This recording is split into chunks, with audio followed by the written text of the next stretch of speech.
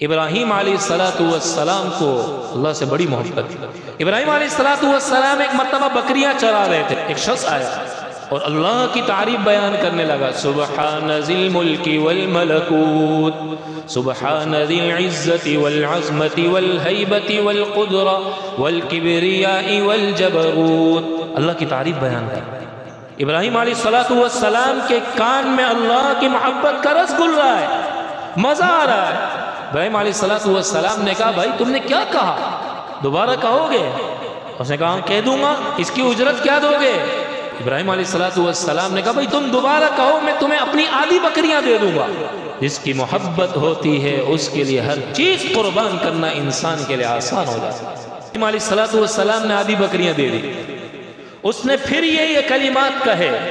ابراہیم علیہ السلام کے دل میں محبت اور جوش مارنے لگ گئی۔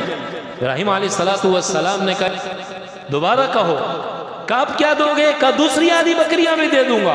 جو اس نے دوبارہ کہی، ابراہیم علیہ السلام کی محبت اور عشق اور جوش مارنے لگا۔ ابراہیم علیہ السلام نے کہا دوبارہ کہو، انہیں کہا اب کیا دو گے؟ اب تو تمہارے پاس کچھ ہے نہیں دینے کو۔ نے کہا کہ حضرت آپ نے بکریاں تو لے لی نا، اب ان بکریوں کو سنبھالنے کے لیے کوئی نہ کوئی چرواہا تو آپ کو چاہیے۔ میں ساری زندگی بغیر اجرت کے آپ کی بکریوں کی دیکھ بھالی کے لیے اپنے آپ کو آپ کا غلام بنا دوں گا، پر ایک مرتبہ میرے محبوب کی تعریف اپنی زبان سے دوبارہ کر دیجیے۔ اس نے کہا ابراہیم تمہیں مبارک ہو، انسان نہیں ہوں میں فرشتہ ہوں۔